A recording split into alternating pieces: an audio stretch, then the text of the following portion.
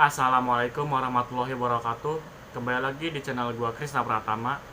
Oke, kali ini gua akan membahas tentang misteri-misteri terseram di Indonesia. Di Indonesia ini banyak misteri yang belum pernah terpecahkan. Bahkan ada jejak peradaban misterius, hewan-hewan, dan tumbuhan-tumbuhan aneh. Pertanyaan-pertanyaan yang belum pernah terjawab itu tak hanya menerbitkan rasa penasaran warga Indonesia, tapi juga warga dunia. Misalnya penduduk bumi yang bertanya-tanya kisah kapal hantu yang konon diawaki pelaut tanah air, atau terkait fakta bahwa nenek moyang penduduk sebuah negara di Afrika adalah segelintir perempuan asal Indonesia. Oke, kita langsung ke topiknya aja, yaitu 6 misteri Indonesia yang bikin penasaran dunia.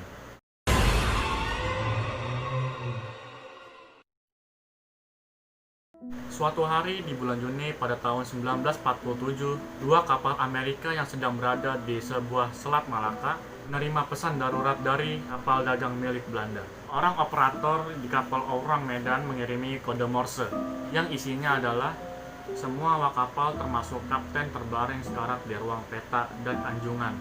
Mungkin semuanya telah meninggal dunia. Kemudian kalimat terakhir diterima, "Aku akan mati," seperti dikutip dari Daily Mail Jumat 4 Desember 2015. Setelah itu pesan radio terputus. Pesan mengerikan tersebut juga didengar pos pemantauan milik Belanda dan Inggris yang ada di sekitar Selat Malaka. Kemudian para operator radio penerima berusaha melacak sumber sinyal dan menentukan bahwa pesan itu berasal dari SS Orang Medan yang saat itu berada di Selat Malaka juga. Kapal Silver Star adalah yang paling dekat. Nah, kodanya lalu memutar haluan mendekati lokasi Orang Medan. Mereka menemukan kapal itu terapung-rapung di sebuah lautan. Yang mengerikan, jasad-jasad para krunya bertebaran di dek, semuanya dalam kondisi mengerikan. Ekspresi ketakutan dan horor terlihat jelas. Awak kapal Amerika Serikat Silver Star yang melakukan pengecekan tak menemukan tanda-tanda kekerasan. Tak ada darah yang merambas, tiada tanda-tanda perlawanan. Kapten Silver Star memerintahkan agar tali pengerek dipasangkan ke Orang Medan agar kapal tersebut bisa ditarik ke pelabuhan terdekat, agar aparat bisa menyelidiki apa gerangan penebar maut di bahtera tersebut. Namun, sebelum niatan itu terlaksana, asap tebal mengepul dari bagian kapal. Kemudian, ledakan itu terjadi. Medan pun tenggelam semua bukti-bukti karan ke dasar laut.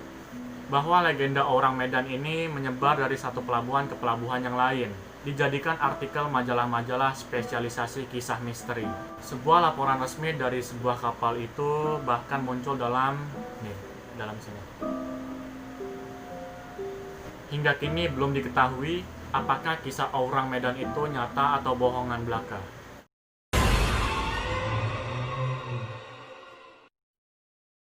Yang kedua, ada balok misterius yang terdampar di pantai-pantai Eropa. Benda persegi hitam mirip talenan ini terbawa ombak di seantero Eropa.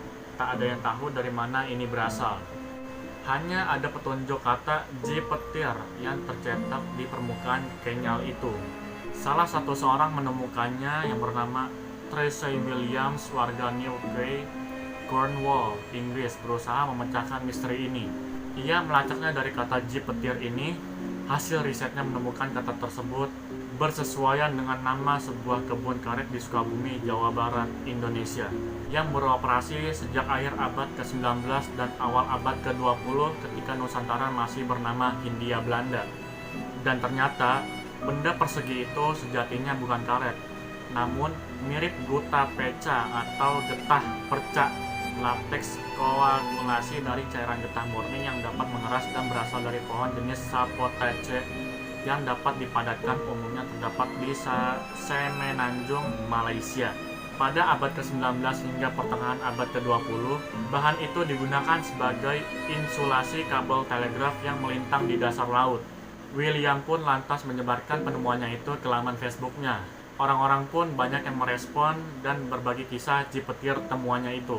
Ternyata benda persegi itu tak hanya ditemukan di Inggris dan Wales, tapi sampai di Shetland, Channel Island, Spanyol, Prancis, Belanda, Jerman, Norwegia, Swedia, dan Denmark.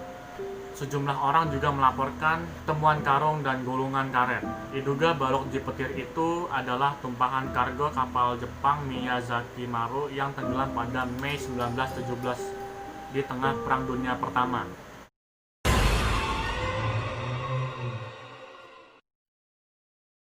Oke, yang ketiga ini ada darah Indonesia di Madagaskar. Sejak lama Madagaskar menjadi daya tarik bagi para antropolog. Alasannya adalah pulau keempat terbesar dunia itu sebelumnya hanya dihuni hewan timur. Bahkan 1000 tahun tak ada manusia yang menjamahnya.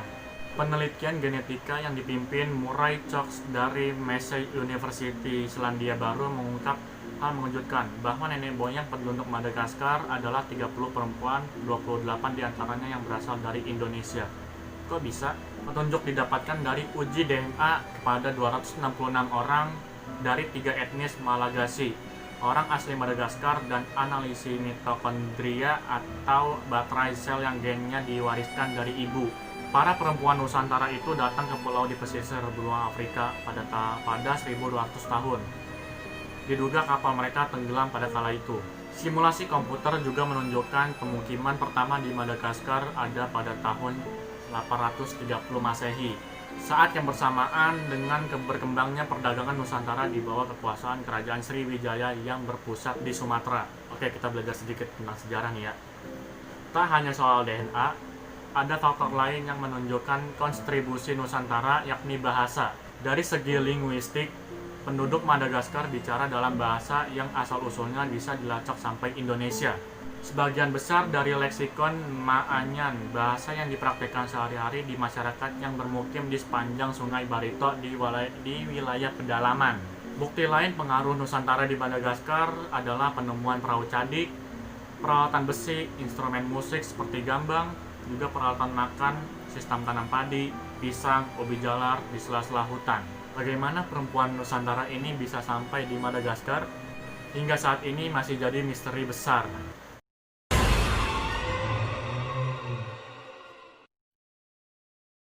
Apa yang diungkap Plato dalam dialog Timaeus dan Critias yang ditulis sekitar tahun 300 sebelum Masehi menjadi petunjuk yang memicu pencairan besar-besaran terhadap sebuah peradaban yang hilang. Menurut sang filsuf Yunani, Atlantis terhampar di seberang-seberang Hercules. Pulau peradaban itu konon memiliki angkatan laut yang menaklukkan Eropa Barat dan Afrika 9.000 tahun sebelum waktu Solon atau sekitar tahun 9.500 sebelum Masehi. Setelah gagal menyerang Yunani, Atlantis tenggelam ke dalam sebuah samudra, hanya dalam waktu 1 hari 1 malam saja. Meski sejumlah orang menganggap apa yang diungkap Plato sebagai kiasan, sejumlah ilmuwan dan petualang berusaha menyiblak lautan untuk mencari tahu di mana posisi Atlantis itu berada. Konon katanya lokasi Atlantis ini berada di Spanyol, Kepulauan Mediterania, Gurun Sahara, Amerika Tengah, Antartika, Afrika, atau Samudra Atlantik yang namanya mirip. Namun, kata penulis Brazil Aricio Santos, Atlantis tak kunjung ditemukan karena mereka mencarinya di tempat yang salah. Jadi Atlantis di mana, Bay? Dalam bukunya yang berjudul Atlantis: The Lost Continents Finally Found, Santos menggambarkan Atlantis berada di the most volcanic region in the world, alias daerah paling banyak gunung berapinya. Bahwa Atlantis berada di Samudra Hindia, di belahan lain bumi, kata dia. Pria berlatar belakang fisika nuklir itu menunjuk Indonesia sebagai lokasi persisnya. Indonesia juga pernah mengalami bencana letusan Gunung Krakatau dan Tambora. Bahkan Danau Toba di Sumatera adalah bekas salah satu kawah gunung berapi. Letusan beberapa gunung berapi secara bersamaan, kata Santos, menyelimuti permukaan bumi, mencairkan es, dan memicu ombak raksasa yang menenggelamkan Atlantis. Benarkah demikian? Komen di bawah.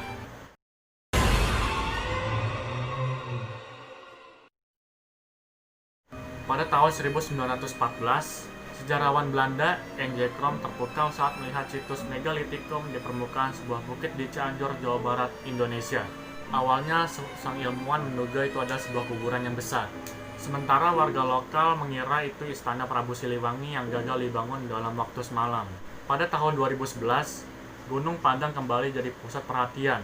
Saat itu, temuan tim peneliti katastrofi purba yang dibentuk kantor staf khusus Presiden bidang bantuan sosial dan bencana mengungkapkan apa yang dilihat N.J. Krom baru sekedar permukaannya saja. Hal menarik, kata mereka, sejatinya ada di perut Gunung Padang. Diduga situs tersebut bukanlah bukit alami, melainkan sebuah bangunan buatan manusia masa lalu yang berperadaban maju yang bentuknya berpundak-berundak, mirip sebuah piramida.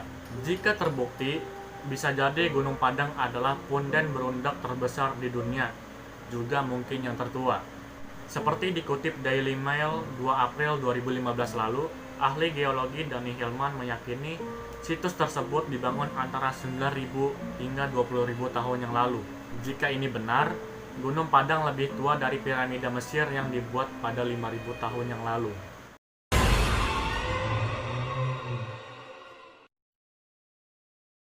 Dan ini yang terakhir, yaitu manusia hobbit. Pada tahun 2003, penelitian Indonesia dan Australia yang melakukan ekskavasi di Gua Batu Kapur, Liang Gua menemukan fosil tengkorak kecil dan bagian rahang bawah. Meski mungil, ia memiliki susunan gigi dewasa. Tulang yang membatu itu diperkirakan berusia 180.000 tahun yang lalu. Ini bukan tengkorak anak kecil, tapi sosok dewasa mini, salah satu hominid atau makhluk mirip manusia dewasa terkecil yang pernah ditemukan, kata Mike Morworth dari University of Wollongong, Australia saat mengumumkan temuannya itu. Sejumlah fosil belulang lain kemudian diekskavasi dan diidentifikasikan seperti spesies hominid yang disebut sebagai Homo floresiensis. Para peneliti masih menguak misteri manusia purba yang membuat alat batu tersebut. Oke, segitu aja pembahasan gue tentang misteri-misteri Indonesia yang bikin penasaran dunia. Jangan lupa like, komen di bawah untuk rekomendasi video-video selanjutnya. Jangan lupa subscribe untuk mengembangkan channel ini di kedepannya. See you in the next video. Bye.